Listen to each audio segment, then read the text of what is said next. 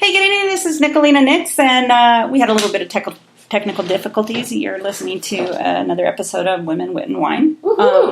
Tonight we're going to talk with a local author and fellow comedian, Eddie Tafoya, who wrote a book. He's written several books, actually, called, his latest one is called Finding the Buddha, which to me is a very, I'm sure it's a bit of a spiritual and it's a bit of a humorous title. So, at least as I would read it. So, and I have a confession, but I think I've already told you this.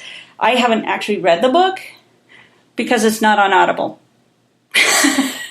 You can't read stuff on Audible. Well, that's the whole point. I'm a lazy reader. It's called Listen. So good evening. I'm here with, of course, my co-host Judith Edwards, and the amazing author Eddie Tafoya, and he brought this 2014 Tempranillo Javier San Pedro Randez. How do you say that? Sure. Randez. Tell us about the Tempranillo. The Tempranillo. Tell us all about it tonight, Eddie. It has a very frontal fruit and oak tannins and a very delicate finish. So you would say it's a frontal fruit. So you're saying it's possibly a masculine grape. Yes, it's very masculine grape. Although it says it's cherry, so... Not an emasculating grape, a masculine grape. Masculine grape. And so, talk to us momentarily about vino, about wine. Or what is it that you like to drink? Are you a wine connoisseur? Are you a beer guy? So what is it that you like in wine? I like a nice, heavy, full-bodied wine. You know? I like my wine like I like my humor, dark and dry. There you go. Ooh, I'm looking for some legs. I'm looking for some legs, too, but then I'll look in the wine. Let's see. Are you seeing much legs on this? I know that I used to, early on, I used to... before Amber was born, I used to drink a Botticelli. It was a bowl of wine. Oh, yeah. I loved Botticelli. Why? It's a full-bodied wine. It's a full-bodied wine. Yeah. I mean, how could you not like a wine called Botticelli? It's Volpolicella, right? Yeah.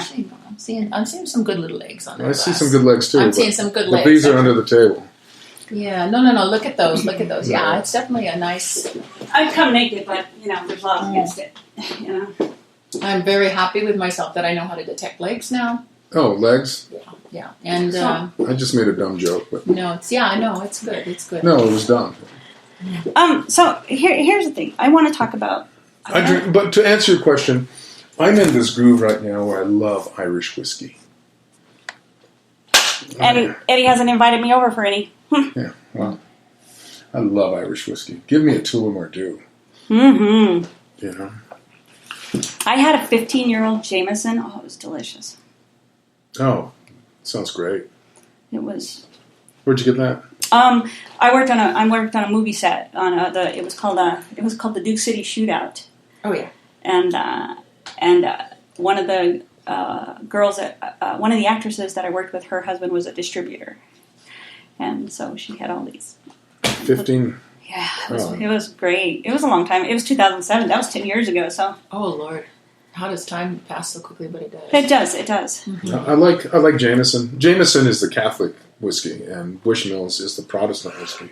Mm-hmm. So I feel I'm betraying my heritage every time I prefer Bushmills. I don't know where Tullamore Dew falls in any of this. Doesn't matter as long as it's good. Yeah. Yeah. Well. I feel some kind of allegiance to the Catholics. Don't ask me why. Well, that's good. It has to do with heritage, probably. Right. I don't. My mother keeps trying to kill me so she can make sure I have a Catholic funeral. Just trying to get it in, make sure. That's always good. Yes. So let's talk about. We can talk about anything you want. I'm going to talk about the fact that you're a professor. I'm a professor. Yes. Yeah. What do you profess? Besides? I profess several things. All right. So tell us about the road to becoming a professor. How did that happen? Well, you just asked me two questions. Yeah. No, I'm asking. What I profess. What do you profess? I profess. My PhD is in creative writing, so I have a PhD in basically novel writing. Mm-hmm. And from Binghamton University in 1997. Are you folks familiar with Binghamton? Isn't that in the UK? No, it's not. I'm sure they're... Or is that in Alabama?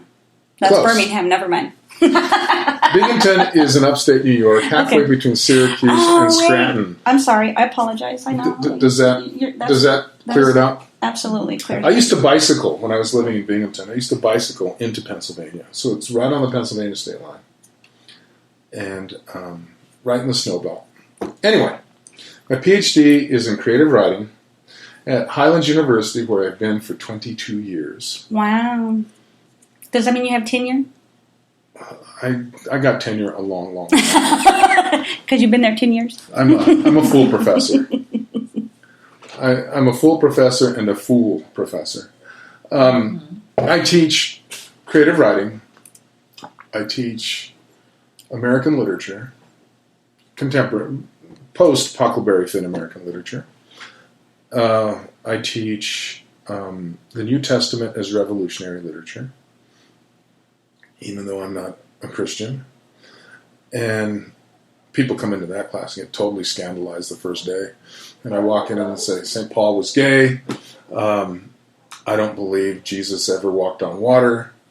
And You just knew where the stones were. No, I think it's a metaphor. I know. I know what you're saying. I don't believe Jesus died for anybody's sins. I'm sorry. I don't know. I mean, in a spiritual aspect, I think that he was a very possibly pure like persona. Well, that he became in tune with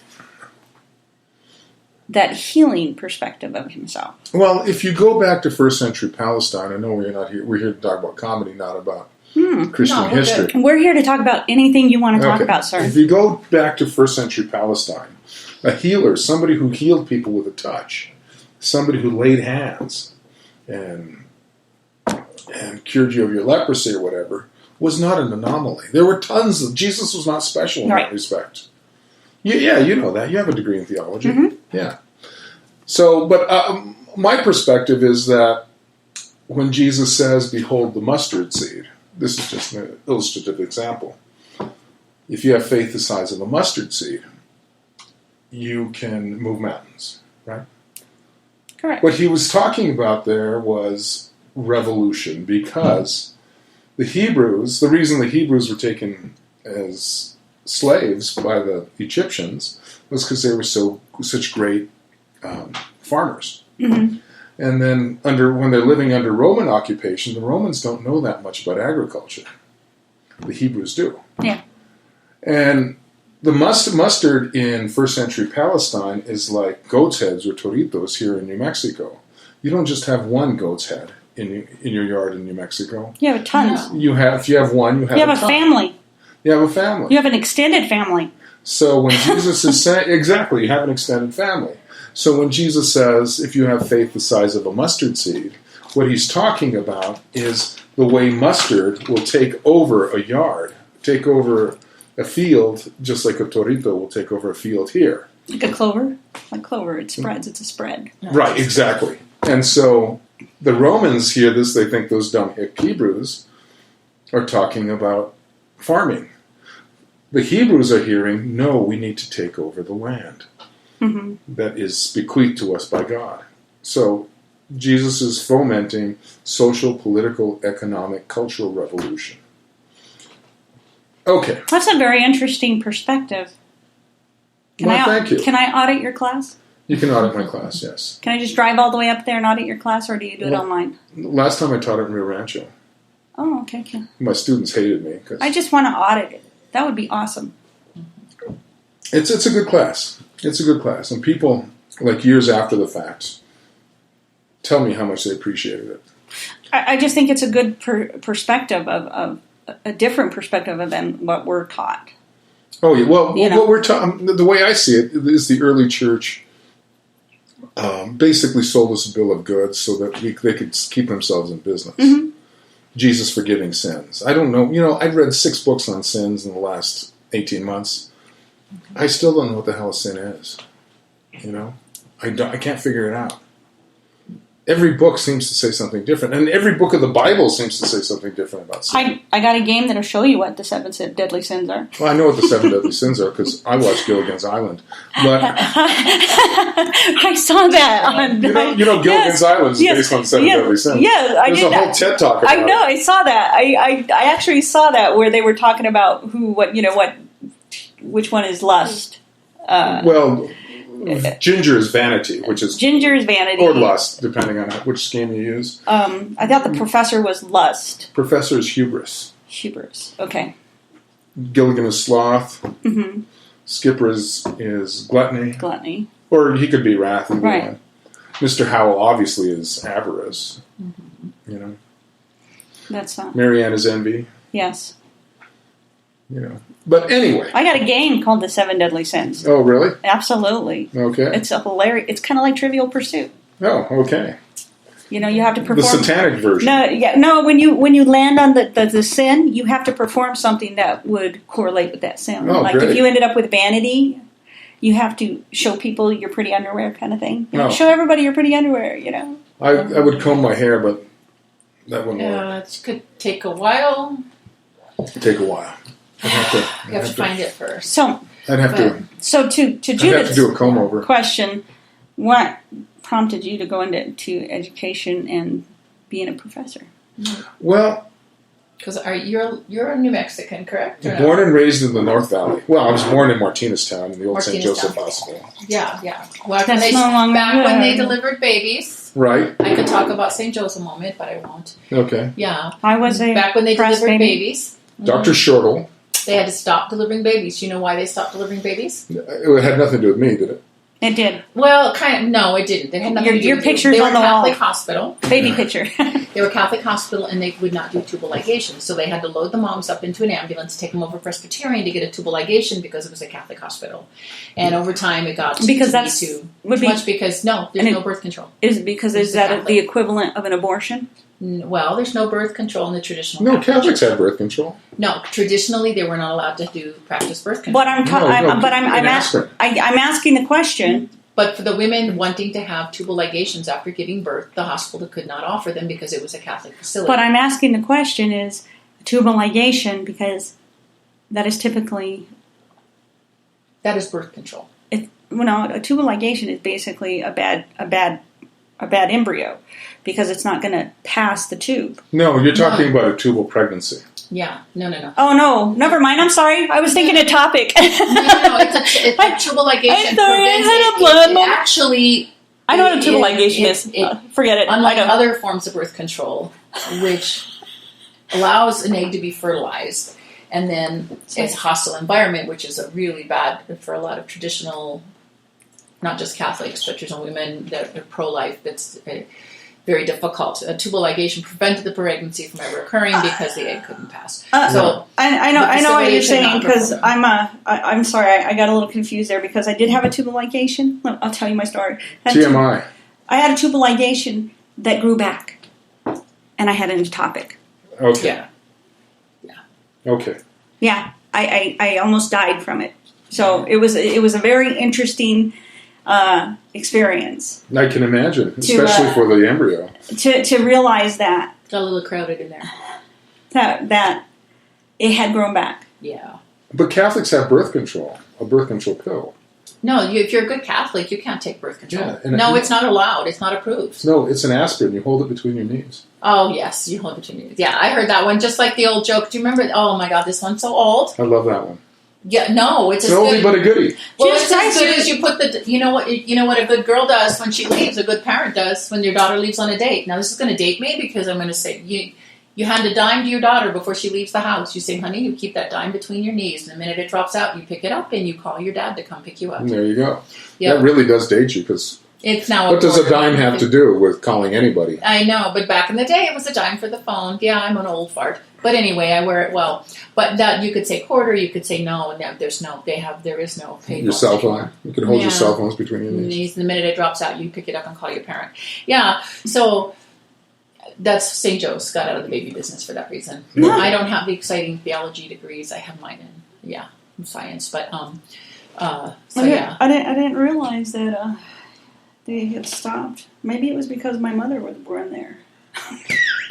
Your mother was born in St. Joe's? Yes. Was that her? No, always many Probably. years ago. That's her picture on the wall.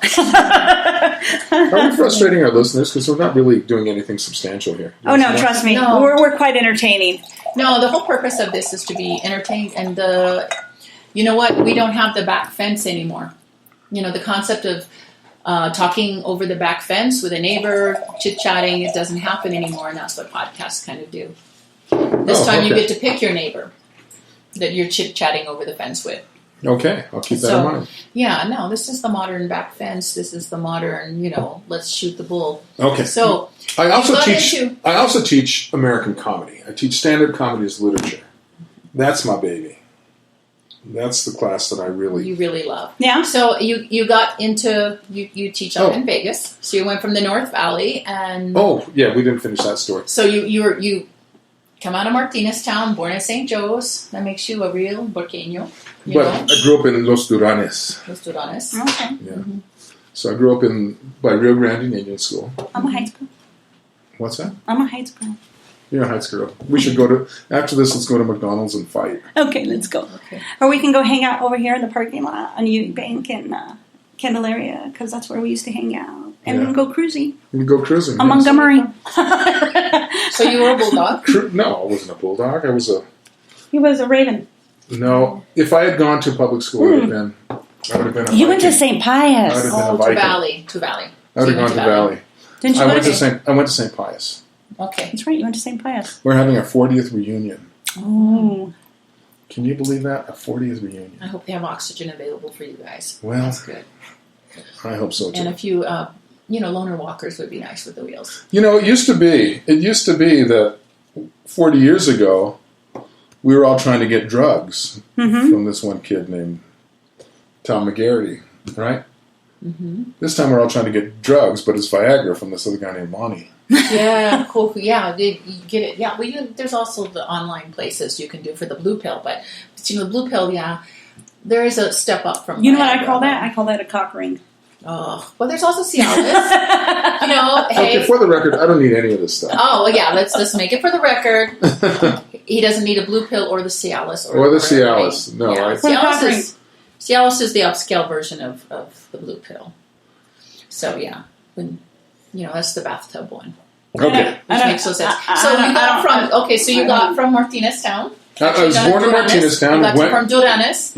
Los Duranes. Los Duranes. And then where did you get your undergrad degree? Did you go out of state right away? No. Or were you blessed? Or did you go to UNM? I was blessed. I went to UNM.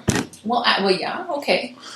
And no, because your graduate degree isn't out of state. I mean, it's not good to be a hybrid. I mean, it's not good to be a inbred. Yeah. Well, my bachelor's degree is in creative writing. Okay. From the great University of New Mexico. Hey, everyone's a Lobo. Watch woof, it. Woof, woof. Woof, woof. Some of us are Lobos in this. You know what I gotta say to you people? I'm not a Lobo. I've been affiliated with 5 different schools. Mm-hmm. I'm inbred really badly, but yeah. San Felipe Elementary, San Felipe de Neri Elementary, St. Pius High School, the University of New Mexico, Binghamton University, Highlands University. The only the only school I really feel a deep allegiance to is UNM. Mm-hmm. I mean, I'm in Mexico City. I wake up on a Sunday morning. I run down to the kiosk, check USA Today to find out if the Lobos won. I mean, I'm devoted to the Lobos, especially basketball. Woof, woof, woof. So, what happened was, I worked for the Daily Lobo for years. Nice. For like 3 years. Is that how you know Jolene? I know Jolene through... or from the newspaper? From the Albuquerque Tribune. Okay, good job. Okay. But I worked for the Daily Lobo, and I was an English major. And what happened was, I graduated from UNM in the summer of 1985 without realizing it. I thought I was 1 credit short, but I spent the last half of my senior year, the last half of my last semester in Mexico. I studied a Mexican anatomy, and is it different than American? I haven't finished my study. It's an ongoing project. Oh, good. Anyway, So I thought I was 1 credit short, but the university waived that credit. Mm. So I'm living in my little, thinking I have 1 credit. I get this little note in the mail from UNM saying, congratulations, you have a bachelor's degree. So I don't know what the hell to do. So I started mad. I was at that time. My dad had a meat shop down in Los Lunas, and I was working for him. Roasting chili, and stocking shelves, and hauling sides of beef and stuff like that. Mm-hmm. And so I start madly applying for jobs. I get the job as a newspaper reporter in Raton, New Mexico. Okay. So that starts me on my journalism path. Right. And then after a year, I went to the university. I went to the Santa Fe New Mexican, where I covered City Hall for a year, and then to the Albuquerque Tribune, where I worked there for 2 years. I decided journalism was not for me. I missed academia, and I went to UNM, and I got a degree in American Studies. That's pretty cool. Yeah, it was cool. It was really cool. I used that degree a lot. I can imagine. Yeah, and then I went to Binghamton. Oh, I got married in there, and I went to Binghamton. That's what I reckon. What the hell is that? I got married, and I went to Binghamton, and got my PhD. Came back to Espanola, where my wife was living. My wife at the time was living. I'm not married now. I think I know that. Okay. Now our listeners know you're not married. Very good. Okay. In other words, he is available. I wouldn't go that far. Anyway. He has options. That's the key. Anyway. Okay, so I went to Binghamton. So I got hired on as an adjunct at Highlands. Oh, I published this essay, this article on Cheech. You folks know who Cheech is. I do. From Cheech and Chong. Okay. Mm-hmm. And this is an auspicious beginning to my career. Your comedy career or Yeah. your writing career? Both. Okay. To my career. All right. I've always had this deep, abiding interest in theology, in spiritual pursuits, as well as comedy. Okay. These are the two great Well, loves. they're actually kind of connected, right? They actually are. I kind of think they are too, actually. Are Yeah. you Jewish? No, I'm not. No. Okay. No, they're actually You have a good connected. Jewish name, Judith. Yeah, I do. I do have a very good Jewish name. But we can pursue that in a moment. Yeah, because I really feel like the basis of a lot of is the pursuit of joy. Yeah. Well, I don't even know if it's the pursuit of joy, because I think comedy and laughter, and I can get heavy into this, Oh, don't. because I study this stuff Yeah. day in and day out. Well, you get a chance to speak freely. Okay. I think what's going on here is that the universe, laughter is a response to a universe we cannot understand. Mm-hmm. We have choices of reactions as well. Would you agree or not disagree? Well, We have a choice of a reaction to the universe and the world around us. We have choices. No, I kind of I disagree with that. Okay. I think free will is an illusion. Okay.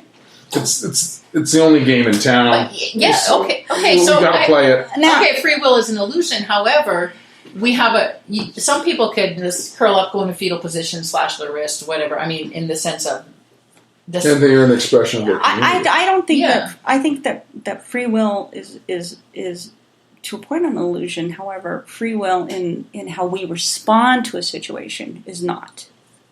Free will is the sensation of making decisions. Yeah. It's the sensation of making choices. Mm-hmm. But for me, it's like how you respond. I can't control how you react, but I can control how I respond. How the dice is rolled and what No, hand you we're can't. given. I don't think you can. Free will is an illusion. I don't know what keeps making me say that. Do you know how many times I've tried that joke on stage and it has not worked? Free will is an illusion. It's kind of like But I don't know what makes me say that. Oh, see, that's a good. Okay, yeah. That's a thinker. That's a thinker. Yeah, you want. Yeah, that you can. I think you have to have like a little bit of a higher. You're going to have to use that on your philosophy class. You should Not use at that, the local you brewery should use that on Friday night. engineers.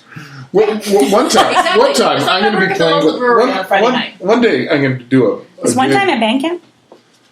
One day I'm going to do I'm going to play like the Harvard Faculty Lounge, and I'll open with this joke.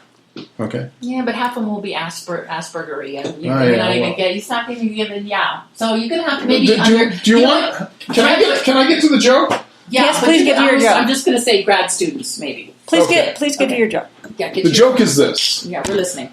I didn't sleep well last night because I have this fear, this deep-seated fear that the universe at any moment will stop expanding, start contracting, entropy will reverse, and I'll have to go into Starbucks and ask them to take the cream and sugar out of my cup of coffee because I want it black. Isn't that a brilliant joke? Yeah, grad students. Grad students. Nobody gets it. I told that on stage at Laughs. once. Engineers. Yeah, engineers. Okay. I'm telling you, engineers. What love it. do people who drive the train have to do with this? No, Oh dear. not miners. No one drives the train anymore, darling. It's all automated. She's the one who brought up engineers. Okay. Okay, in any case. Nuclear Yes. engineers. So- How's that? Nuclear. Meanwhile, back at the ranch. Back at the ranch. Yes. So, Weapons engineers. They would probably get that. Free will. free will. Free will is an illusion. And not Willie. Free will is an illusion. Mm-hmm. And we know this by studying the human brain. Right. My decision to pick up this glass of wine happened long before, or the process that began my picking up this glass of wine happened long before I decided to do it. Why do you say that? Because that's the way that's the way the brain works. That's a neuroscientist would tell you that. Yeah, that happened like 3 months ago. You're pretending to pick up the glass of wine, but you're not doing it. Whatever. The forces that put that into play happened like 4 months ago. I'm thinking it happened a long time ago when I started Yes. drinking wine. And I decided I liked it. Well, think of it this way. You did not invent the human language, did you, Nikki? Your thought is governed by language. Yes. So you sure? every thought yes, I'm sure. Every thought you've ever had is the product of the language. Mm-hmm. So thought speaks you don't speak, or language speaks you don't speak language. But what if I learn Irish and then I speak language? Then Irish speaks you.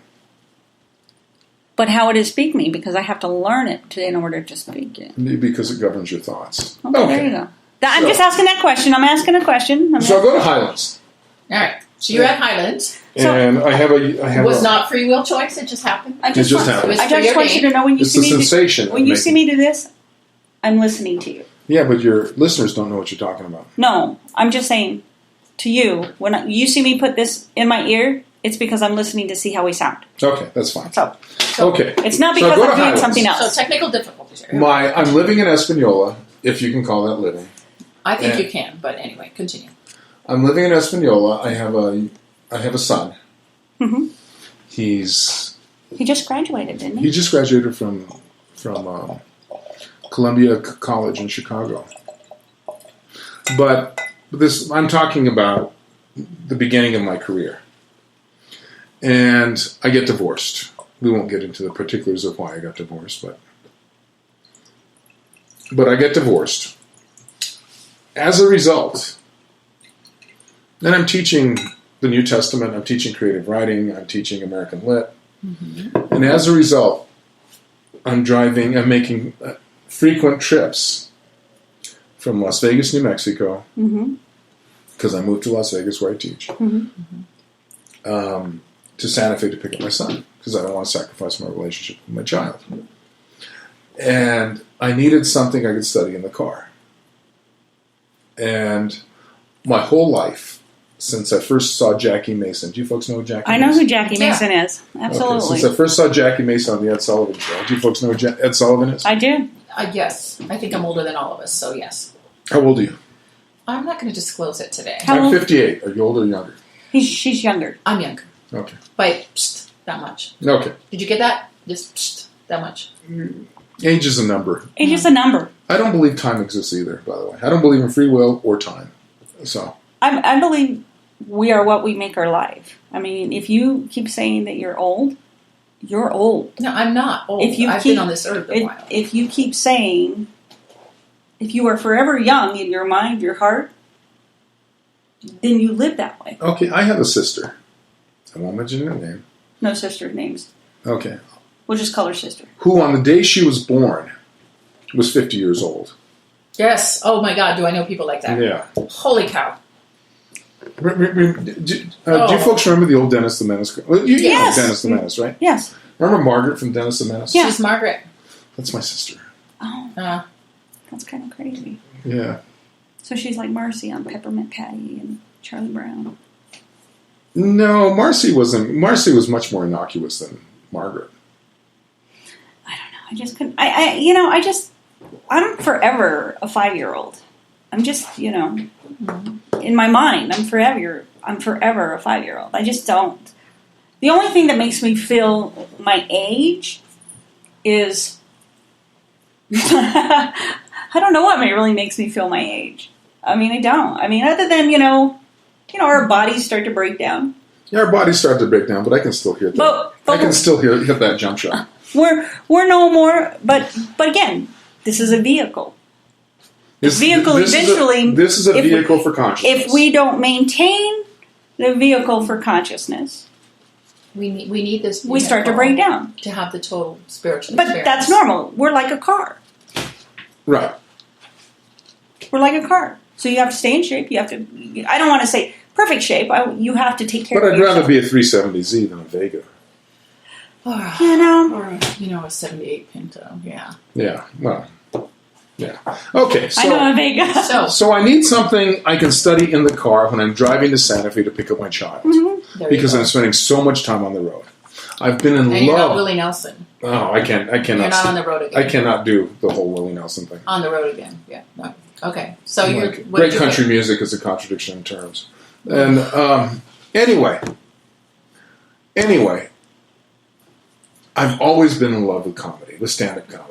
Mm-hmm. Since I first heard, when I was 10 years old, my brother and I used to listen to the radio on Sunday mornings, the old KDEF program, mm-hmm. and we used to listen to the Comedy Hour. And that's where I first heard George Carlin and Woody Allen and Jackie Mason and Henny Youngman and Flip Wilson. And these guys blew my mind because they were so funny. It was so incredible that these people could stand up on stage and just speak and keep an audience captivated. Mm-hmm. Yeah. I've always been fascinated by that. So when I was at UNM studying, in the American Studies Master's program, I even proposed a class, stand-up comedy as literature, mm-hmm. and it got shot down for various reasons. But this is something I fell in love with very, very early in life. Yeah, I don't understand why you couldn't do it as literature, because everybody has a different method of who they are. Right. So, frankly, I'm glad nobody thought of it before I did. I'm glad nobody thought about it before you did too, because I agree. I was, and I'll be honest with you, I just recently started listening to, and it was kind of disappointing because Steve Martin and Martin Short were up in Colorado. I would have loved to have gone and seen that. Oh, yeah. I think the next one is like in August and it's in Missouri. But I would love to see that. But I'm listening to Steve Martin's biography, and he talks about how he got into comedy, and he went down, and he had his banjo and blah blah blah blah. Right. Have you read his book? I'm listening to it. Oh no, you're listening to his book. Yes, I get it. So yes, I started reading the book, but the library wanted it back, so I had to return it. So so I just downloaded it. Now it's mine. But I'm listening to it, and it's very interesting to hear him talk about how he first started. He says, that you're up on stage, and the whole murdering it concept, not killing it, murdering it. And and how he went when he went to LA. He went to work for this place, and they told him, get up on stage. He goes, but there's nobody here. And they said, doesn't matter. We want people to come in because they see somebody on stage. And I think that that's a good concept. Oh, yeah. Yeah. Well, do you know who George McKelvey is, or George McKelvey was? I don't. George McKelvey. But now I'll look him up since we're talking about him now. Okay, George McKelvey and I did many, many shows together at Laughs here in Albuquerque. And McKelvey he owned comedy clubs. He was a funny guy. He died a few years ago. But he worked with Steve Martin from the very beginning. That's awesome. All this is to say that I'm 1 degree away from Steve Martin. I love that. Oh, you're just a little slight name dropping. Yeah, slightly. Could you write that guy's name down? Yeah, his So I wife, spell it his right? ex-wife, or not, his former wife, his widow, His widow. That's weird. is my friend on Facebook. That's nice. Okay. That's like 1 degree, yeah. Maybe 1.5 degrees. I just want to make sure I'm looking up the right person. Yeah.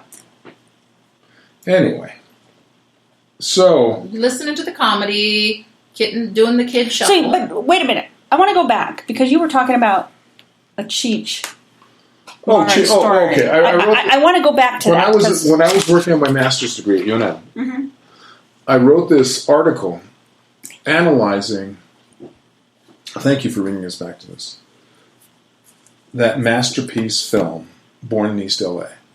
I loved that movie. It's a brilliant I film. fucking loved that movie. Brilliant. I was not a huge Cheech and Chong fan growing up, but I fucking loved the movie It's a because brilliant it's a movie. great concept.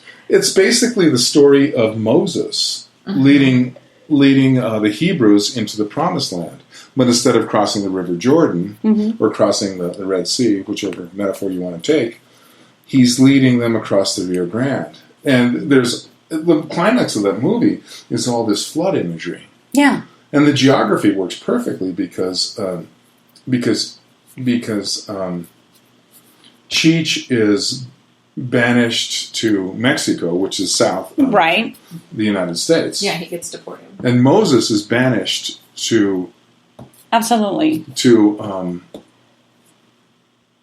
where? Egypt. He gets sold into slavery by his brother. Right. Well, this is Joseph. Oh, okay. It's Joseph and his brothers. Yeah. Yeah. But that's a few generations. Oh, no, never mind. Yeah, Moses, sorry. Right. Moses. But the geography works. Charlton Heston. Charlton Yeah, Heston. no, I got the my... worst actor. I got He my makes Jews Keanu Reeves transpired. look good. Sorry, I'm sorry, I loved him in The Omega Man. I'm just going to say this. Charlton Heston? Absolutely. That's one of my favorite movies, is The Omega Man. Well, I was brought to tears by a Charlton Heston movie. I was thinking, God, I paid $12 for this shit. Charlton Heston is the worst actor.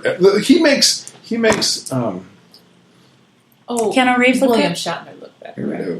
yeah, he makes William. I was going. Who's that Dances with Elves guy?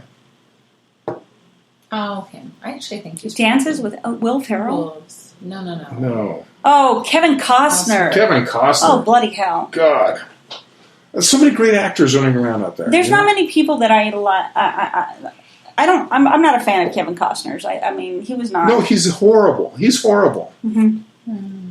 He's Kind of horrible. flat, one toned. It's that one tone actor. And John Hurd just died. I know, that's so sad. He was brilliant.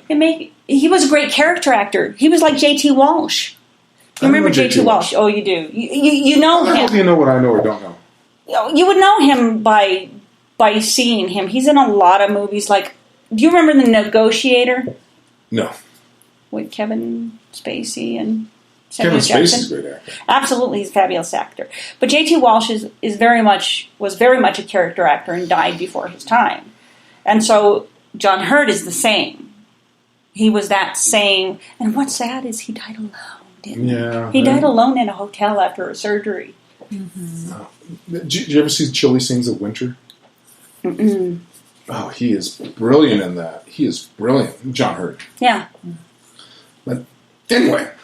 So, Cheech Martin. But basically, I wrote this article that appeared in the Journal of Popular Culture Yeah. about Cheech Marin, comparing Cheech's character to Moses. And one of the professors at Highlands University saw it. And when I applied for a job there, he came up to me and says, "Did you write this?" And I'm like, "Yeah, I did." And he became a very dear friend of mine. Cheech Marin? Not Cheech. Although Cheech saw the article and he loved it. I thought you were going to say he was your friend. No, that's not the name he's going to drop tonight. He's already dropped a few others. Yes, I've dropped a few others. But I'm 1 degree away from teach. I think it's amazing. I think that a lot of these people, that you're talking about have influenced us so greatly. Yeah, well, which makes sense. Greatly. Well, then, if we're going to talk about my book, if we're going to talk about my work, there are 3 people we absolutely positively need to talk about. Drop the names. Let's do it. I don't know how many degrees away from them I am. I guess I don't know that I would consider it name dropping. I would consider it as an influence. These are the most people important that comedians in American comedic history are Harpo, Groucho, and Chico. Yes. What's her name? Judith just cringed when I said that. Why? I'm not a fan, but that's okay. Okay, you may not be a fan. You're not a fan of the Marx Brothers, but they're definitely. Are you a fan of Amy Schumer? Not particularly. Are you a fan of Stephen Wright? I love Stephen Wright.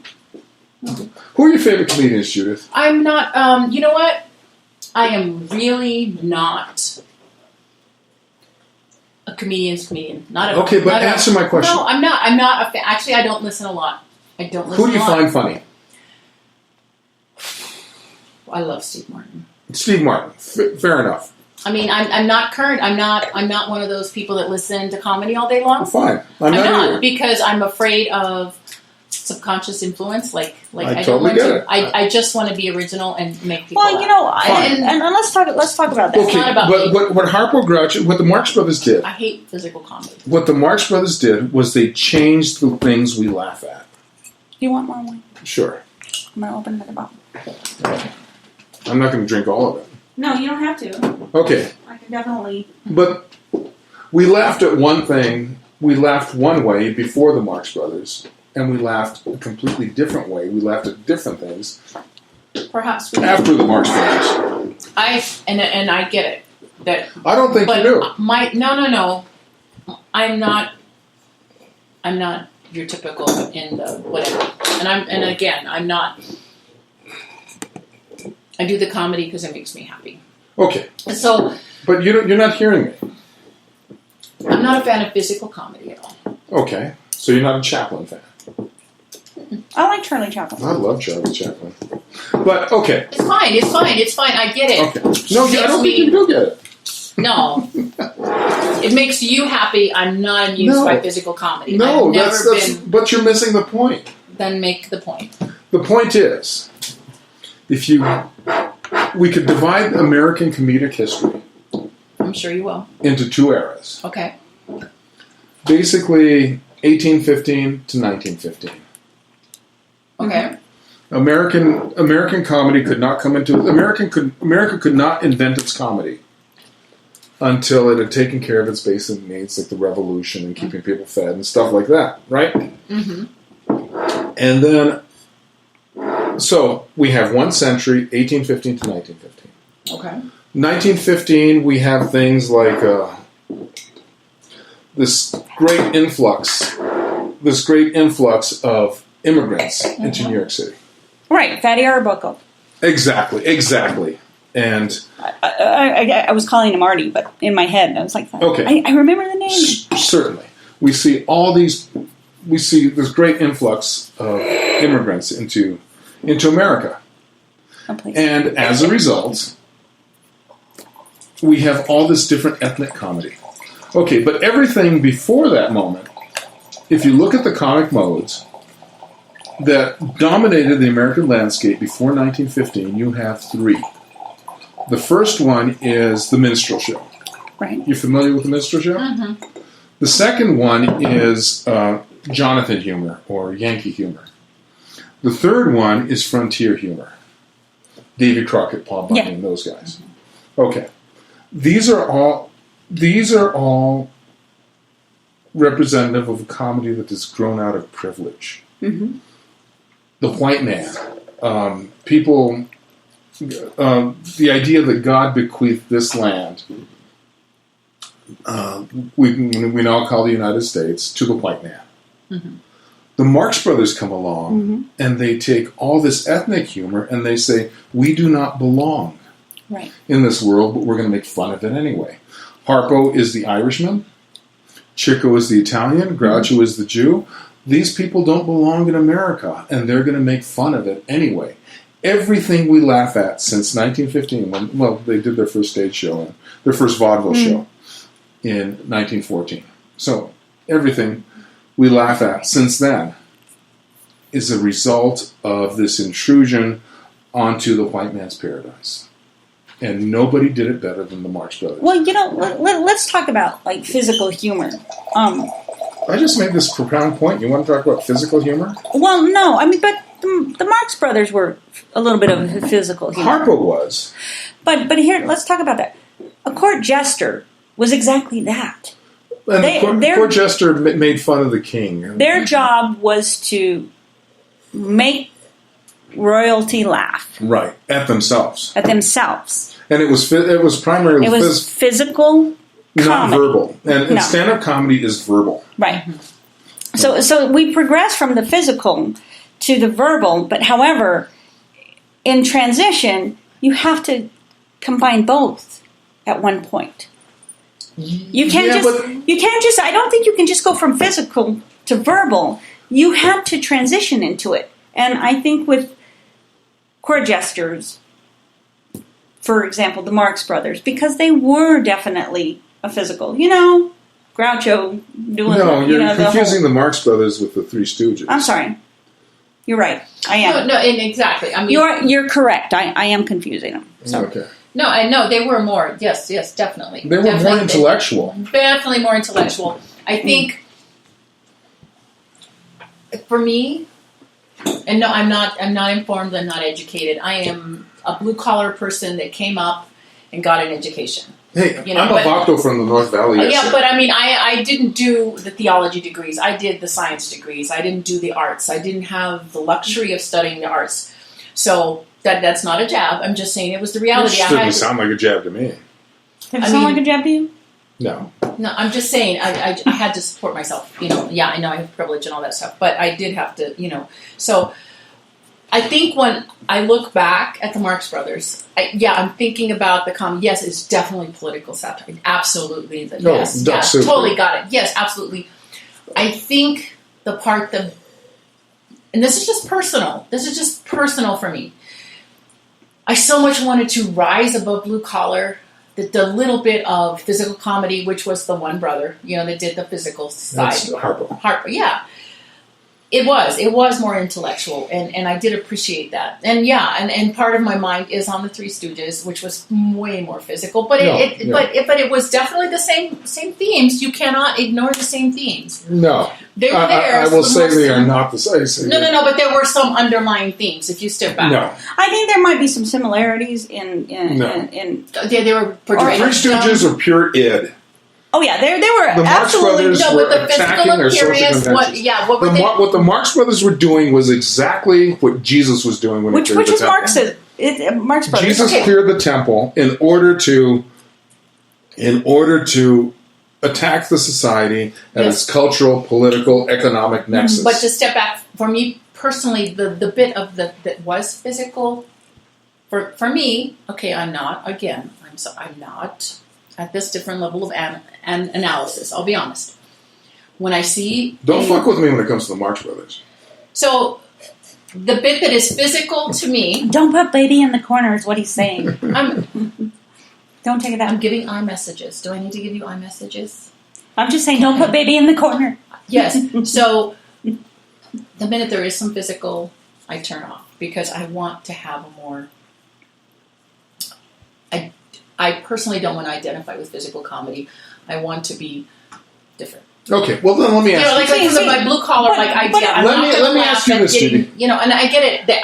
I'm sitting here thinking about the Marx Brothers that I saw, which was limited. Let's talk about this because I'm about the punchline. Yeah. Let her make her point. Go ahead. No, my point was that yes, it was. I didn't have that much exposure to it. Right. I'll be honest, I didn't. But there was a physical component to it, and the minute for me when I saw the physical, no, I'm not going to laugh at someone getting hit. No. Okay, but that's not the Marx Brothers. That's the Stooges. It is, but it isn't. There was the one that wouldn't speak, and that bothered me. Okay, hang on. Let me ask you a question. Let me ask you both a question. The mute one bothered. Let me ask you both a question. You do. And again, my uneducation. Can I ask you a question? Go for it. Have you ever been in a country where you don't speak the language? No. I have not. Have you, Judith? In my career, It's a yes or no. in a country, no. I've been around people I don't. Okay, speak I have been in countries where I did not speak the language well. Yeah. Okay, true story. True story. No, I've been to Paris, yes, but everybody speaks English. Hear me out. I was in a Mexico City bar trying to act continentally cool and trying to impress a woman, because that seems to be a pattern in my life. And I said to the waiter, "Tráeme el presidente con cola." Okay? President. So you want Presidente? Well, there's a cola. kind of Mexican brandy that is very good called El Presidente. Right. Okay, I know what you're And saying. I wanted it with Coca-Cola. What I was saying, what I realized I said, was bring me the president with the tail. Uy, con cola. Uy, culo. One time I was in Juarez, and I said, and I was apologizing for the way I speak Spanish. And I was saying, perdóname, estoy embarazada, which means I just got pregnant. Excuse me, I'm pregnant. Excuse me, I'm pregnant. Okay. It was like I was walking around in this glass box when I was in Mexico for the first time. And I couldn't reach beyond the pains that encased me. Right. That is Harpo's experience. That is what Harpo is enacting in the Marx Brothers movies. He is this person who cannot reach beyond these pains, Panes, Yes. The panes of glass. Yes. to connect with the people around him. That is the purest immigrant experience. Yeah, and I agree with that. I think. Of course you agree with that. It's a brilliant. I would say analysis. that. I think as women we deal with it. Oh, as women, you certainly deal with it. I got to throw that out there. As women, we deal with that. We're in this pain of. Absolutely. Are you folks familiar with Rodney Dangerfield's shows from the HBO shows from the 1980s? Yes. She is, yes. Roseanne Barr. This is exactly on point. Roseanne Barr is on there, and she is hilarious. She's so funny. She begins her set. Swear to God, her first joke, and I have it on video if you want to see. I would love to see it. Okay. And you can give me some Irish whiskey. No, yeah, there you go. She begins her set by saying, and this is like her first stint on national television. She says, "Do I seem bitchy to you? Today I put my maxi pad on, adhesive side up." Brilliant, just a brilliant joke. Because if you look at the history of comedy, look at the history of comedy, break it down to the history of American comedy. 99% of the jokes are from the male point of view. Yes. Every traveling salesman joke, every Absolutely. little moron joke, every Jewish American princess joke, they're all from the American point of view. She comes out, first joke on national television. She tells a joke specifically from the female point of view. And what other point of view would you expect from a good female comedian?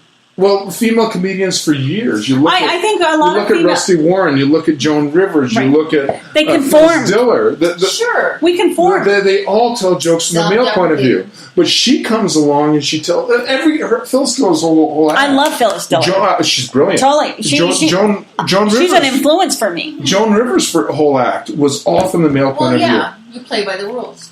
But she comes along in the tradition of the Marx Brothers, and tells a joke from a complete outsider's point of view. Right. That is fucking brilliant. Yeah. That is brilliant. Sure, because you got to bring your audience into who you are. But not the to point who your is, audience is. the point is always. The point is that she is in that tradition of Harpo Marx. You made the point, right? She is in that tradition of Harpo Marx, where she is the outsider on the outside looking in. And this is what the Marx Brothers did. And ever since they did that, that has been the standard of American comedy. I just saw last night. I saw the film. The Big Pain. The Big Sick. The Big Sick. I did last night too. Yeah, and I saw Big Sick. The Big Sick. It's a really good film. I really enjoyed it. It's about the stand-up so many comedian levels. whose girlfriend goes into a coma. It's good on. I like it because it's many levels. You can But take it on the surface, and you can take. You could not have had that film without the Marx Brothers. You simply could not have had it because it's about this outsider looking in on a Puritan American society. I'm sorry, Judith, but that's the bold-ass truth. I'm an outsider looking in. I don't recall disagreeing. I just I declared ignorance. Yeah. I'm an outsider looking in. You know, and I that's what feel that comedians because are. I'm a female. Before 1915, this wasn't the case. Before 1915, American humor was this humor of privilege. Right. Where you're the insider making fun of the outsiders. Right. Well, yes. And after 1915, because of the Marx Brothers, that all gets flipped around. Mm-hmm. I mean, think of the minstrel show. You're making fun of black people. So I want to talk about your book. Oh, yeah, I want to talk about my book, too. I want to talk about your book. Yeah, how did you... Of course, you studied creative writing. I studied creative writing. And you told us how you got into comedy, like listening, you know. So now the book. The book. Oh, my goodness. Now, is this your first novel or your second novel, third novel? Tell us the backstory. He's written 3 books. I've written... This is my fourth book. That's why I said you had written 3 books My before dissertation was a novel. So it's my second novel, but I never published my dissertation. Okay. I published parts of my dissertation. Okay, so is this published book? First, second, third? This is my fourth published book. Okay, excellent. What made you write this book? Okay. What happened was, you're familiar with the television show MASH? I love MASH. MASH. Of course you love MASH. You know why you love MASH? It's Marx Brothers. It's the Marx Brothers. Mm-hmm. Hawkeye is Groucho. Mm-hmm. Trapper John is Chico. Radar is Harpo.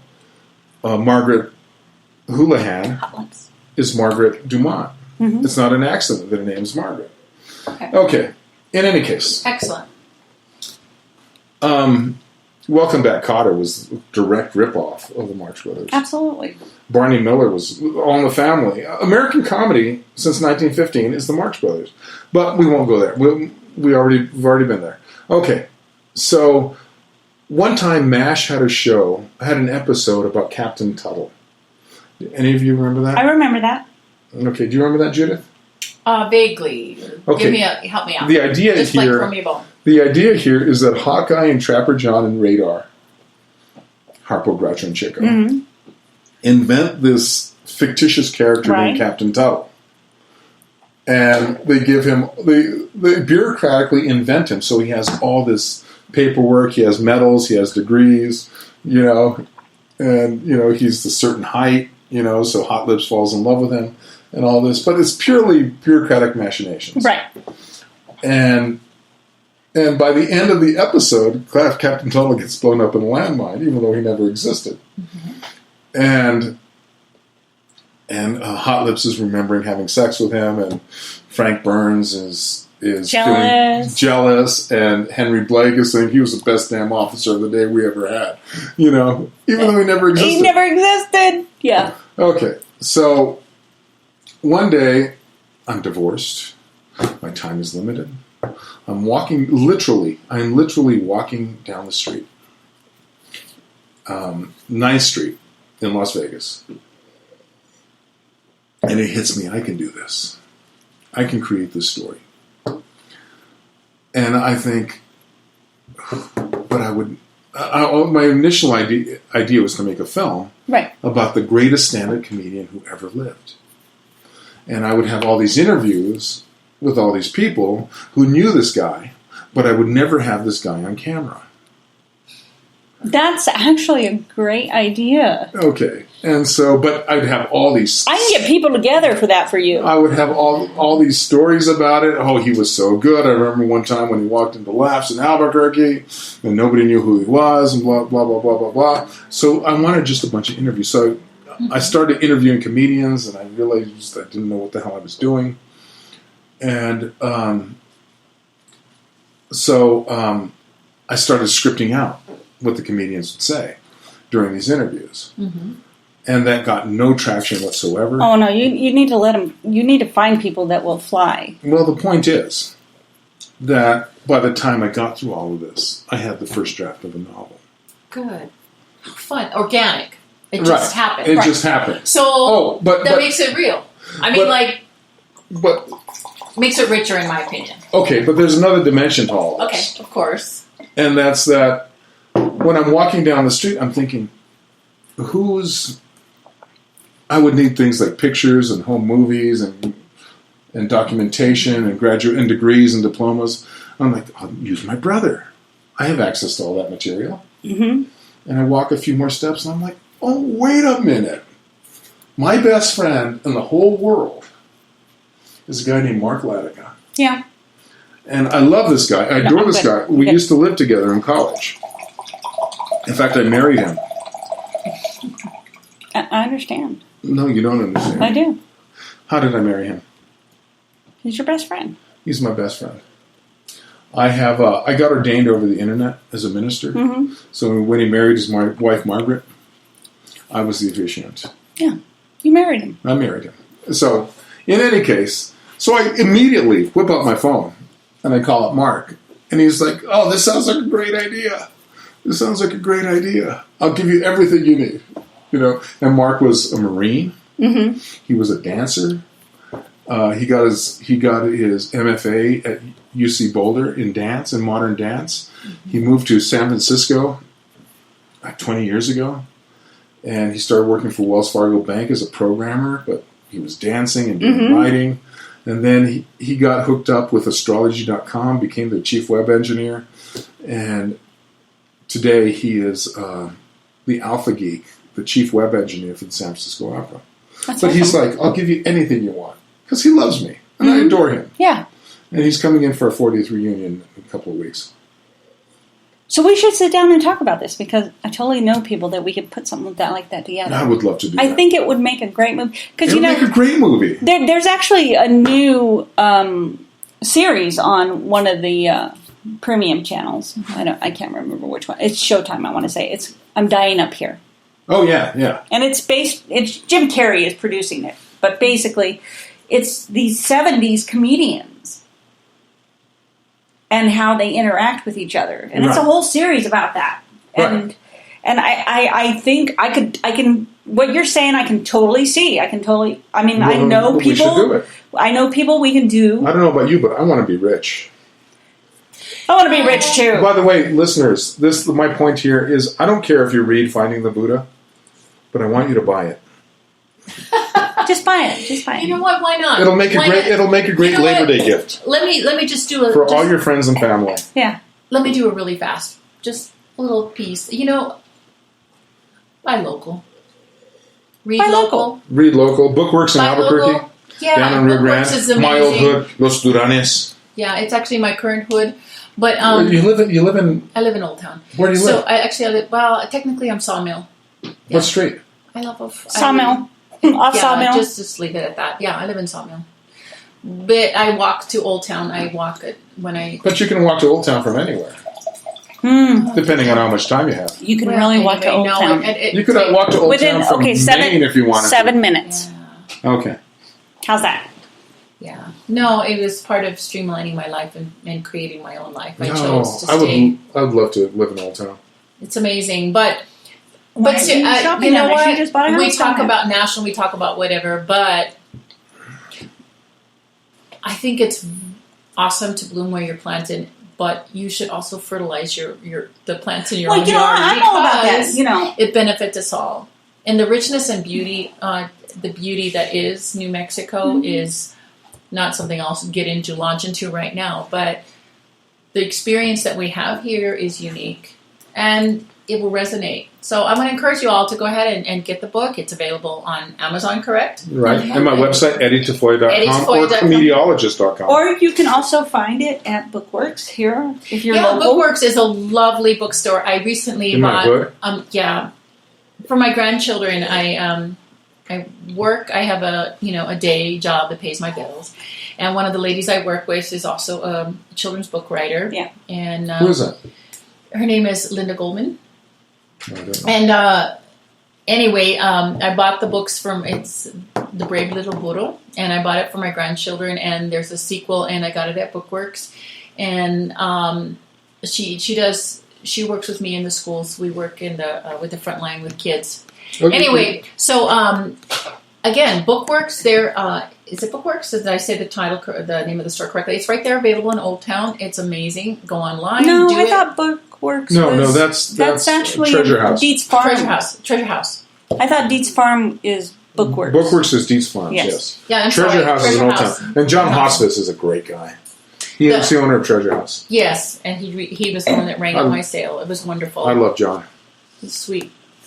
He's a good guy. It's a nice experience to go in there. Oh, and I love Old Town. Mm-hmm. I have such fond memories of shoplifting from those places. We're doing our show. I'm excited. I'm excited about our show. So. Anyway. So, Finding the Buddha is a series of these interviews with these people who knew Mark and what a great comedian he was, telling his story. But one of my hard-found fundamental convictions is that, did I say hard-found? One of my deep fundamental convictions is that, in fact, my preacher, my minister just said this today, God lives between us. The epigram for my book is from the Gospel of Luke, right, 17:21. The kingdom of God is in the midst of you. So the kingdom of God lives between people. And so I have all these interviews with all these people who see this Christ figure in my book, and they create the central character. The different perspectives create the central character. Of course, nobody got it, but I think that would make a great. I could see, for me, I'm a visual person. So yes, I could totally see your You're story. an oral person too, because you listen to books online. I mean, I do. You listen to audio. Yes. Yes. I'm clairaudient. I'm audience. But very good, very good. I'm audience, and I'm a visual. I mean, so when you're talking about these whole interview things, I can actually see that coming together. You never actually see this person. But you have this creation. And everybody gets to create the individual. Yeah. Right. And you're not quite sure what the creation is. Yeah. Because there are all these different perspectives. And so much room for discussion right. afterwards. Yes. I just actually watched a movie last night. It was a Shirley MacLaine movie. Which one? I think it's Say Nothing. It's a recent one. Oh, really? I sat next to her on a plane once. And she thought I was annoying. I thought it was interesting because, and it was that perspective of it. She wanted this woman to write her obituary. Oh, yes. The recent movie. Say Nothing, right? It's called Say Nothing or no, something that's like not the name of it, but it's very close. But anyway, the whole pretense of this movie is if you went around and you talked to people about her, they had nothing nice to say about her.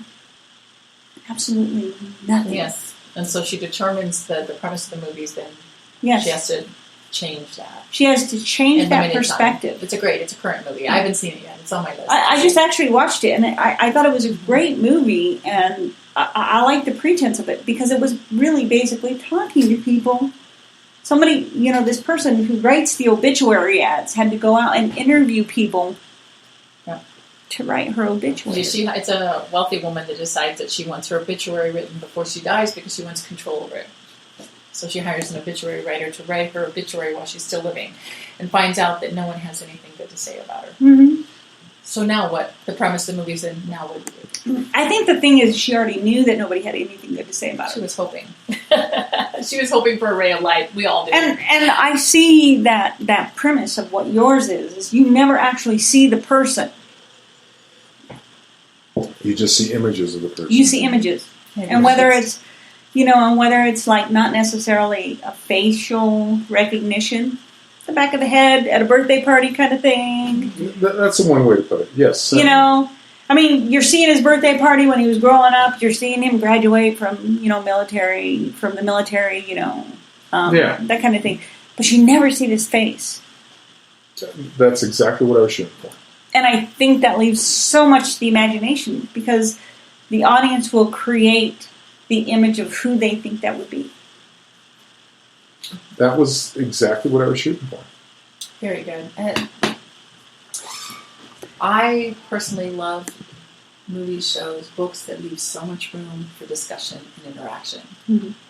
What do you think? What do you think? Wait. And that's the beauty. That's a second gift of a good creation, in my opinion. There's the first gift of it's enjoyable, it's thoughtful, it's uplifting, it made me laugh. The second is it made me think. For me, I like stuff that's all that, mm-hmm. but I need it to be well rendered. Yeah. Oh, of course. Yeah. I mean, we can all get a hamburger at McDonald's and be nourished, but that's not the same. No, I don't think we can be nourished. I don't think you can be nourished. I get gassy. No, we need can calories. Sated. Sated, yeah. So if you want to get particular, if you want to mince words, people can Of course, survive. I'm an English professor. Of course I'm going to mince words. Well, the whole, anyway. People can survive. I didn't say thrive. People can survive. They can have adequate calorie intake to their body. I think most of us thrive on what is limitedly fed to us. It's the people who want to expand past that who are much more enlightened. Mm-hmm. Because we're looking for what's not on the surface. We're looking for what's in depth. We're looking for depth. Yes. We're looking for depth. Because there are so many people that live on the surface. I mean, I watch Facebook all day long. And most of those people that are posting are on the surface. Yeah, but I post some good jokes on Facebook. I do. I don't like most of your good jokes. Oh, thank you. You don't like the bad ones. No, when I see them, I like most of the good jokes. Okay. I have 15,000 friends. No, I'm okay, 1,400 friends. I have 1,400 friends, So, but I'm just saying. So I think that for those of us that want to expand past that, I don't want to live on the surface. Yeah, we want a life. We want life with depth. So when people go, "Did you watch the news today?" No, I didn't watch the news. You know why I don't watch the news? Because that's not my world. I don't have to live inside this news world. I don't have to live inside the negativity of the world. I want to expand past that. Yeah, but I don't watch. I never watch the news, but I listen to the news all day long. I'm not a news fan. I don't watch the news. I'm an NPR fan. I'm a Nina Totenberg fan. There's nothing wrong with watching the news. I don't watch Facebook and hear the news. It's funny how we get on news now. And personally, I like Ira Glass, but Ira Glass is a god. But, born in 1959. Pretty close. 65. Yeah. Well, I was born in 59, like Ira Glass. Oh, there you go. But yeah. This American Life is a brilliant show. Oh yeah, it's a lot of people live on the surface. We do. Others go deeper, and they Comedians examine life. tend to go deeper. We go deeper. Some do, some don't. I do. The truth is, semantics. A comedian. A comedian, yes. There we go. A comedian goes deeper because we already I have deeper. spent my life. I spent the last 20 years hanging out with college professors and comedians. Which group do you think I find consistently is more introspective and intelligent? Comedians. No question about it. There's no question. You know what? Because we are dysfunctional at a level that we're willing to look. I'm going to disagree with you on that. We're willing to look at not the artists. black and white. We're willing to look at the gray area as well. I would say artists. I would Where expand it to artists. Where I think people that need to intellectuals look at black and white. I'm going to disagree with you on that. Really? Yeah, I think we're fighting right now. Well, first of all, you're Loud equating enough. intellectuals with college professors, which I think is a mistake. That is. Maybe I'm equating them to engineers. Yeah. Just saying. Educated and non-educated, whatever. Yeah, I say art. There is something about artists. There's something about the artistic mind, whether it's to turn a joke, a phrase, whether it's to write a phrase in a poem, whether it's to paint a picture, which to me is a gift beyond all gifts, to be able to artistically express yourself. For the dancer to translate music into movement is unbelievable. For someone to take words and to create music is unreal. To take common everyday words that you say, I got to go to the bathroom, I need to put gas in my car, and twist those words around till beauty and magic and rhythm come out is beautiful. To an artist's mind, are you an artist if you never paint? So a person that's an artist, but they never get to paint. There's a thing said written by Alice Walker. Who is she? Alice Walker has I have a little trivet in my house, a stupid little thing to hold my coffee cup, and it says, "In search of my mother's garden, I found my own." And it has different meaning for me. But when Alice Walker wrote that, it was about the fact that women who were enslaved, who were artists, could not paint, they could not draw, but they went out into the gardens and they planted, and they also made quilts. They were forced to make blankets, but they put the colors together in order to make this beautiful picture. So when denied the ability to paint, they still created. How could you not love Alice Walker? So the idea that the artist spirit is different. Not everyone has an artist spirit. But I think when we talk about comedy, when we talk about writing, when we talk about beauty, when we talk the ability to express oneself beyond the simple words, is a different dimension and intelligence in another way. So, yes, in search of my mother's garden, I found my own. I love Alice Walker. And that phrase has different meanings for me. It's not about creating art. In searching for beauty in my mother, I was able to find beauty in myself. So it's a different story. No, I mean, you have to accept. I don't even want to talk about my mother. No.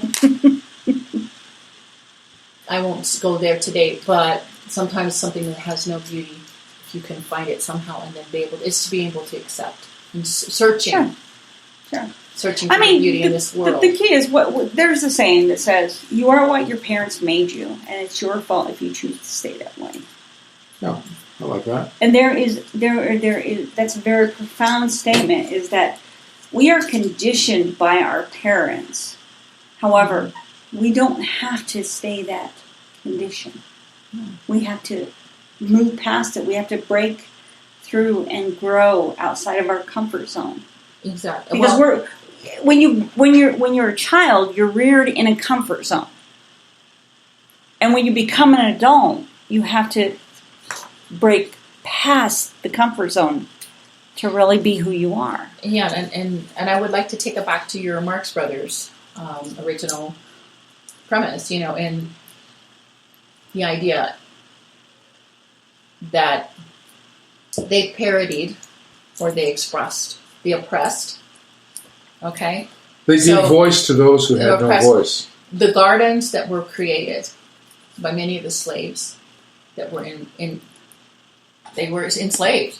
They made beauty in the garden. They made beauty in searching for my mother's garden, I found my own. So in searching for the beauty, finding what was really being said with the Marx Brothers, you found a larger picture. Mm-hmm. A bigger message. It was there. They could not be squelched despite the oppression. Right. And in fact, the oppression made their art. Or it gave it a place, yes, under pressure. Diamonds, coal under pressure turns to diamonds. I don't think that we have to necessarily oppress people to get beauty, but it would be nice to just be sometimes we have to oppress people to get them to grow.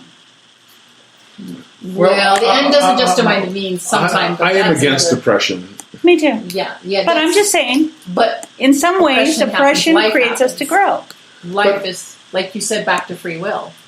Well, free will doesn't exist, but that's another story. Yeah, but they do tie. And we can come back to that. But I'm just bringing it back to that other point, was the free will.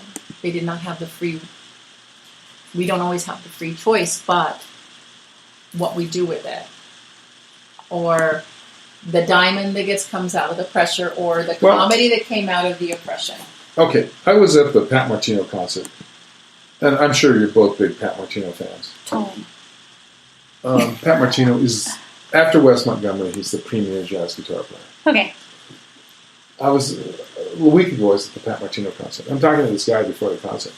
Okay. And he points out that so many great artists are great because they had to find a way to do it that bucked the norm. Mm-hmm. Like Jimi Hendrix. Right. Playing guitar upside down. Or I can't think of anybody else right off the top of my head. The Marx Brothers certainly fit into this. Yeah. Well, I mean, I think that you know, we no longer, let's talk about this generation. The generation of what our children are now no longer have the artistic version of what we had growing up. What do you mean? I don't think that we have culturally musicians anymore. We're technical, we're digital. It's a different medium or different media. Sure, but the point is yeah, but our parents were saying the same shit about us. They might, but still, our parents had people that played musical instruments. How many musical acts can you say do that anymore? I don't know. I stopped listening to music after Dwayne Allman died.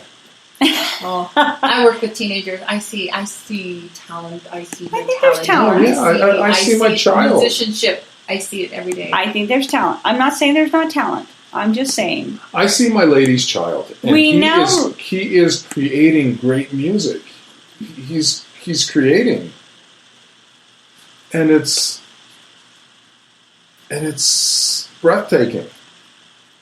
I think he can be. I think it depends on who's nurturing him, who's oppressing him. Well, he's a product of his society. Sure, we're all a product of our society. I think it's just changing. I believe it's still there.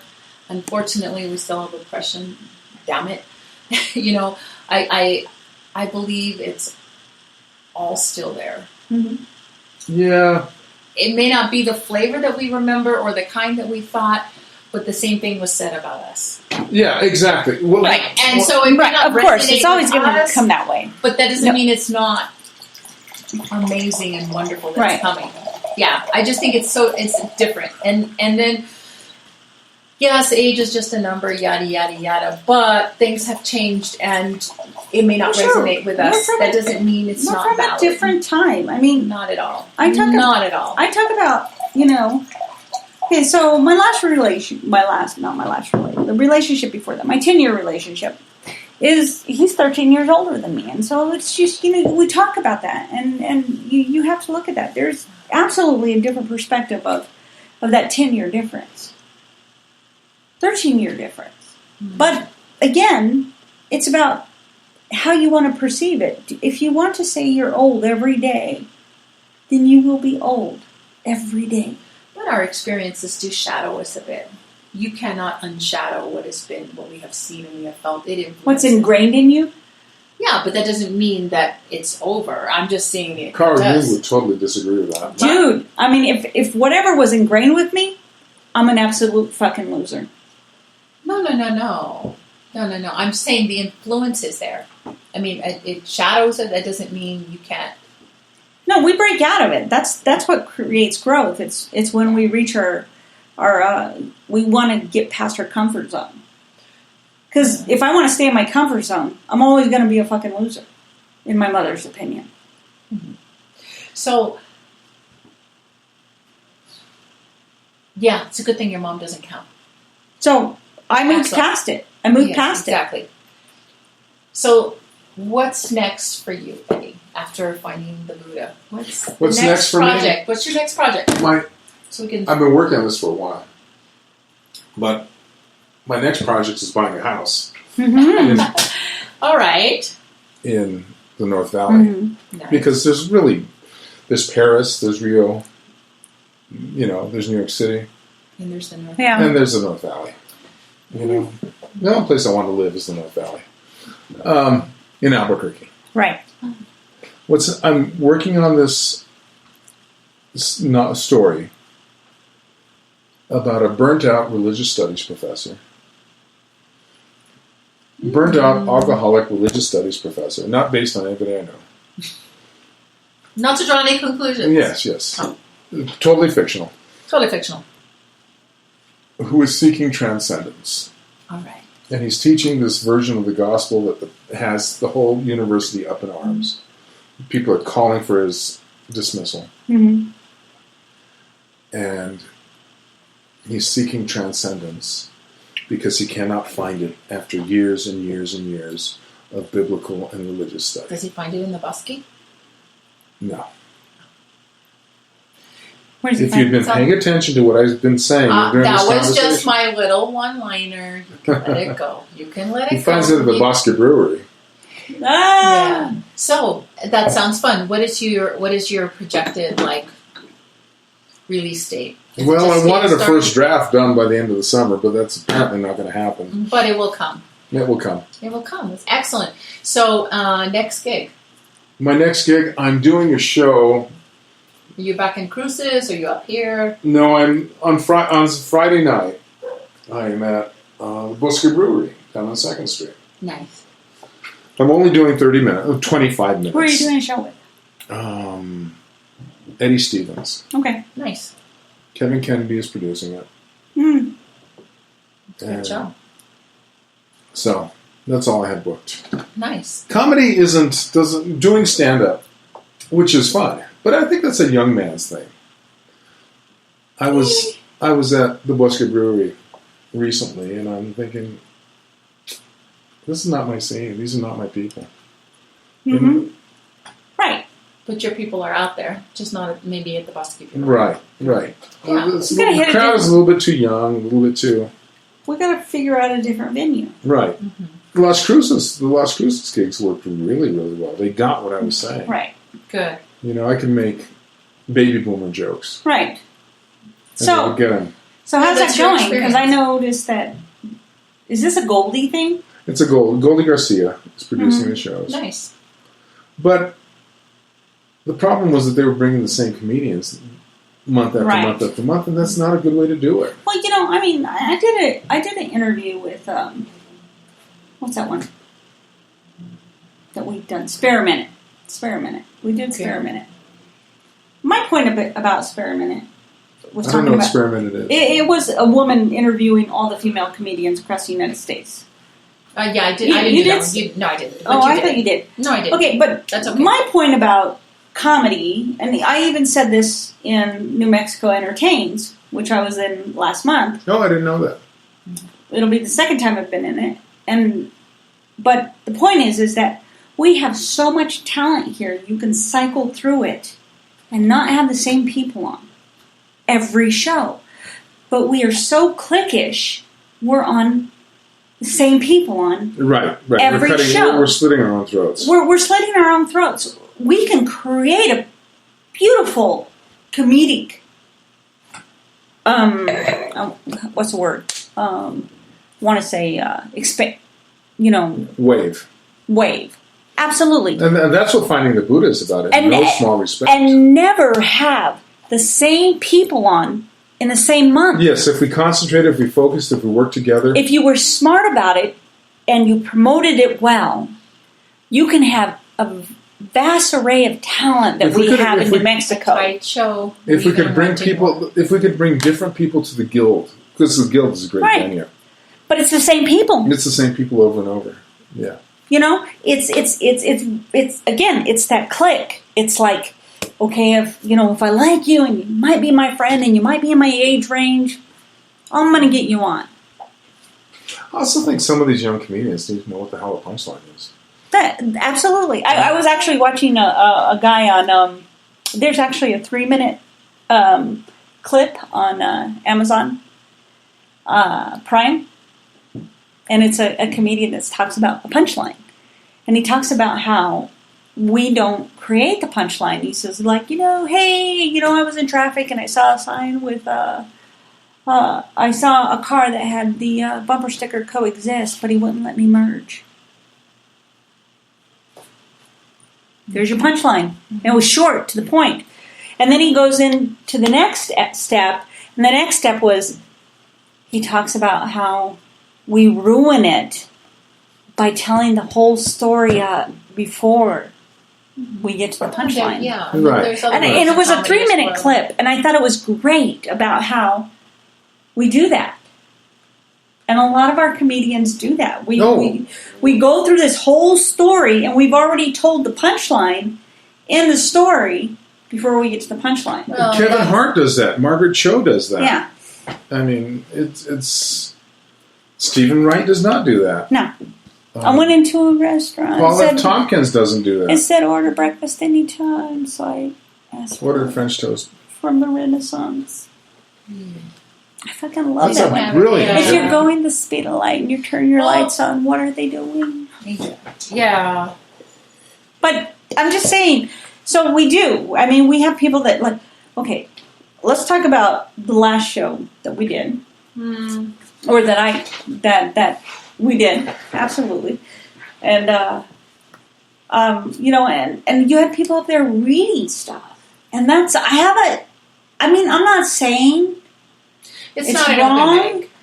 But I'm sorry. But here's the point. It was not an open mic. That is not an open mic. When someone has paid to go through the door, they need to be entertained. Whether you're getting paid or not, you need to be professional, $5 to come in and see memorized. An open mic and then a show. I'm sorry, it shouldn't be $5 before the show, in my perspective.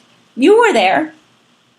You saw the open mic, I saw right? the open mic. Okay, people paid $5 for that. I understand. And how many people were up there reading off of their notes? I'm not going to comment. Yeah, but I'm just saying. This is our community, and we have to work together, and we may not approve. I'm not saying I don't approve. I'm just saying, because people are paying, you shouldn't be reading your notes. Yeah. No, you should. But no one will be reading at our show. Absolutely not. Absolutely not. So, your next venue is when? The same night as your show, 28th. The 28th? Okay. So we can do our show and then go see that one after. Yeah, absolutely, because it's a 9:30 curtain. 9:30, but I probably won't get on until 11. Yeah, so 9:30 curtain for that one. Still short. And ours is... we can come support. And 7 to 8:30. Probably done before 8:30. But no, it's from 7 to 8:30. Absolutely. We have a little cushion in it. Town. Yes. It's in Old Town. Come see some beautiful art. It's Ghost Wolf Gallery. Right. It'll be our premiere. It's right you know how off the plaza is? It's next to the tea shop. It's on the I want to say it's on the south side of the plaza. Okay. Yeah, it's right next to the Mexico tea shop. Okay. It's kind of catty-cornered across from the restaurant. Oh, what is it? Artisans. What is it called? I don't go to all that. Yeah, it's across from the Artisan Coffee. It's not hard to find. It's just off the plaza. Okay. Behind, you could say it's west of, the jewelry shop. I can see the lovely lady in my head. Anyways, next to the New Mexico Tea Shop. It's Ghost Wolf Gallery, no problems. And we're looking forward. It'll be the actual premiere of Dirty Girls Comedy. Absolutely. And beautiful music. It's 2043 South Plaza Street Northwest. Okay. 2040, yeah. And beautiful artistry of Adam, who will be playing. Musician, Adam James. And some of the artists will be there. It'll be an opportunity. This is not an art crawl night, but the art is contemporary, it's fun, and it's free, it's bright. Here's the thing. If things go well with the attendance, she wants to do this every month. That is something that she said. She would love to do this every month. Absolutely. Different artists. And definitely we would be willing to help get people in there. And introduce you and get introduce you and get your comedy in there. I mean, it's a different venue. I think the idea is that it's a totally different venue than... It's not a bar, but yes, there's going to be wine normally. Yeah, but the idea is art as an expression of yourself. You know, it's art, whether it's painted, like I get a little passionate and crazy about it, but the ability to express yourself, whether it's with paint, whether it's with Words, your camera, music. whether it's words, music, that's the idea. We're artists expressing ourselves. And what I love it's in a venue surrounded by art, by other expressions. So, yeah, come in, step in. It'll be, it's a free show, and we're trying to collaborate. We're trying to work together to. I want to promote artists. For me, it's like it's always about. You know, for me, it's like I thought about this some time ago about dirty girl comedy, and you know, I talked to Judith about it, and she definitely helped me pick up the ball and go running with it. And it's become dirty girls comedy because I find that a lot of comedians out there. It's very narrow. It's cliquish. And I'm not saying anything bad about anybody, but you know who your posse is and blah, blah, blah, blah. Right. Well, we know who our audience is. Well, no, it's just the whole point is you have we have a posse. We all have a posse. Yeah. The word is a posse. And, you know, I identify with you and I identify with you. It's a posse. It becomes a posse. And so do I really want to promote somebody that doesn't relate to what I relate to? Not necessarily in the comedic world. However, that's our downfall. Because we segregate ourselves from so much talent. And my concept of doing this whole thing is to get out there and meet people. And again, I've told you this before. I would rather go to a mixed open mic where there's music, poetry, comedy, because I'm going to get a better response than just to a comedy-only open mic. Because then I'm going to end up with people that go, ha, and I don't really know if what I'm saying is funny. Yeah. That's what you mean, yeah. So, you know, so that was my perspective of, you know, when I talked to you originally about doing Dirty Girl Comedy.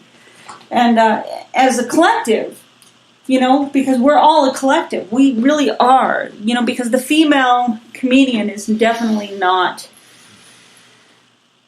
in that genre. We're still, I want to say, I'm not saying it in a sexist perspective, but we're still struggling. I think the sexist perspective is totally apt. Okay. I mean, as I pointed out with that was the point I was making when I mentioned the Roseanne joke. Mm-hmm. She pushed that boundary. 90% of comedy is male-oriented. Absolutely. It's from the male point of view. Yeah. We live in this phallocentric society, unfortunately. I mean, yes, it's just the way it is. So the whole thing is with the Dirty Girls comedy, we can expand past that. We can expand because it's not definitely just all female-oriented, because my perspective of this is that we're going to bring people from everywhere. Music, comedy. I want this expansion to bring in people from different areas. People are going to be there to listen to Adam. However, they're going to be exposed to the comedy. They might like it. And there are going to be some people there to support the art gallery, and they're going to be like, whoa. Absolutely. This is different. This is they outside may or may of the not box. like us. They might like us. They might not. Yeah. It might not be their cup of tea, but it might be like, whoa, I never realized this is something enjoyable. Hey, maybe this is something we could try. We do have comedy back, you know, Right. in Albuquerque. And so, yeah, and our comedy does not necessarily, I can't speak for Nicolina, but I know my comedy does not necessarily appeal to a 20-year-old boy. It's not going to be a young man. I do when I talk about my daughter. Well, yeah. So, and we're different in our approaches. Sometimes we get lumped together as the same type of comedy, and in some ways we do have similarities, but we are different. So, but that's the thing about stand-up comedy. Every comedian is different. The comedian on the surface, to some, we look alike. In a very, very real way, it's the most American expression because every perspective, every take is different. Yes. It's a celebration of the individual. Absolutely. And one of the things that makes the United States different from every other country is the sanctity, the celebration of the individual perspective. That's, if you'd read my first book, you would know that. Yeah. So, but speaking of your first book, Yes. I'd love to have you back and talk about that. I'd love to talk about my first book, Legacy of the Wisecrack. Absolutely, I would love to. I mean, I've looked up some of your books, and I'm absolutely, I'm enamored with them. It's not on audio. No, it's not on audio, but still, you know. Great ideas. But I like the concept of them. I would definitely love to have you back and talk about your I'd love first to talk book. about Yeah, Legacy of the Wisecrack. Finding the Buddha is nearest and dearest to my heart. Right. That's the book that And it's really. your latest baby. It's your latest baby, which is But why I it's asked what I've you to been come wanting on. to write for a very, very long time. And Congratulations on doing that. And again, Thank you. I totally want to get together with you and talk about how we can make that into a great indie film. I would love to. I think that's the way it was conceived, a great indie film. We can make a great Let's indie make it film happen. because Get Mike Miller on this. no, I have different people. Okay, let's But make it into an indie film. Absolutely, I would include Mike Miller. However, I have other people that can definitely Let's do think this. outside that box.